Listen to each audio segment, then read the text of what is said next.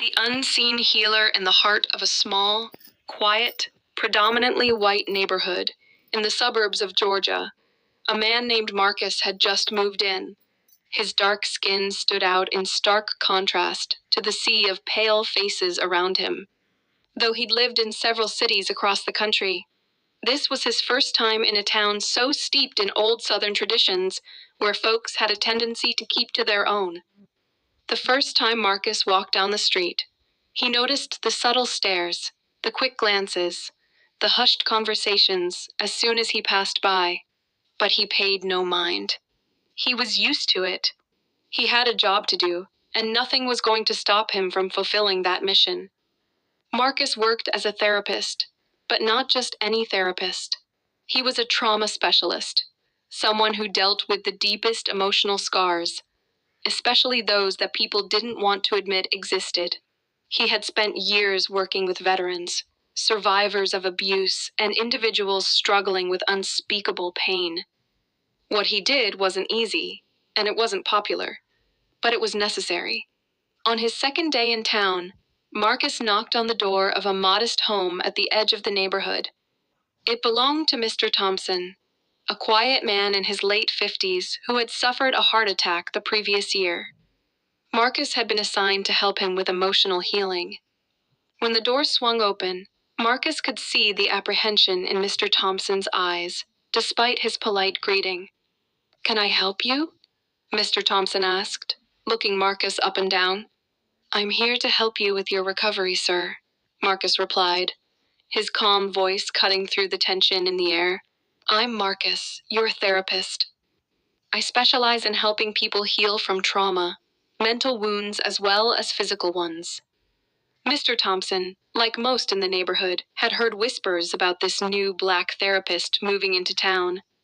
He'd heard the rumors and even seen the way some of his neighbors reacted to Marcus, their faces filled with a mix of suspicion and discomfort.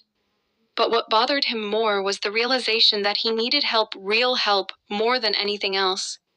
"Well, okay then," Mr. Thompson muttered, stepping aside to let Marcus in.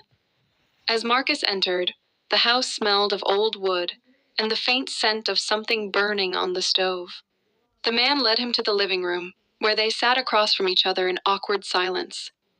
"So," Marcus began, "I've read your file, and I understand you've had some tough experiences recently. The heart attack, the isolation, the loss of your wife?" Mr. Thompson nodded, his eyes starting to well up as the old wounds were opened. I don't know what to do with all of it," Mr. Thompson admitted, his voice thick with shame. "I just want it to stop. I feel like I'm drowning, but nobody here knows what it's like. They think I'm just some old man complaining. I don't even know if I'm supposed to feel the way I do."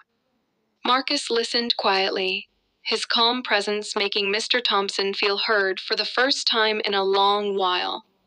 He didn't rush him, didn't offer simple solutions.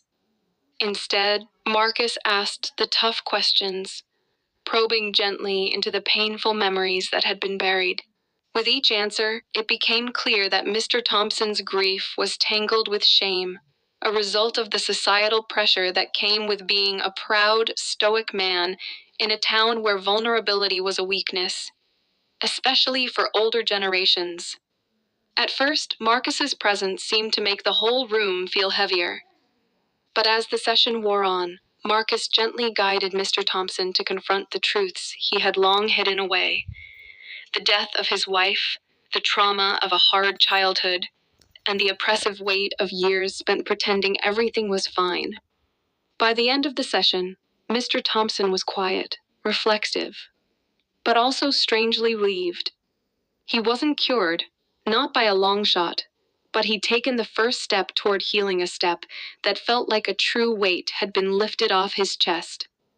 Marcus left the house that afternoon, the same way he had come in, quietly, with a sense of purpose, but now with a new sense of pride. In the days that followed, something unexpected began to happen. The other residents, those who had whispered behind closed doors, started noticing changes. Marcus's reputation spread not as a black man coming to save the day, but as a true healer, a man who didn't just work with people's bodies, but their souls. More and more, people in the neighborhood, regardless of their race, began scheduling appointments. Many of them initially hesitant, but eventually grateful for the unorthodox help, and one by one, the walls of fear and suspicion that had surrounded Marcus began to crumble, not because he was trying to prove anyone wrong, but because his work spoke for itself. Marcus didn't need to win anyone over with words. He did it with his actions. Eventually, some of the neighbors began to seek him out, not just for therapy, but for advice, even just to talk. They began to realize that what Marcus had to offer wasn't tied to the color of his skin, but to the depth of his care and his ability to see them, not just as their history or their prejudices, but as people capable of growth and change. Marcus had come to this neighborhood with nothing more than his skills and his knowledge. What he found was a community in desperate need of healing, and he gave them the space to face their wounds, to confront their biases, and perhaps most of all, to realize that real strength lies in confronting our deepest fears, not running from them. In the end, it wasn't just Marcus who changed the neighborhood. It was the neighborhood that had changed. One story, one healing session at a time. And in a place where the past had once built walls, Marcus had helped lay the foundations of understanding and unity.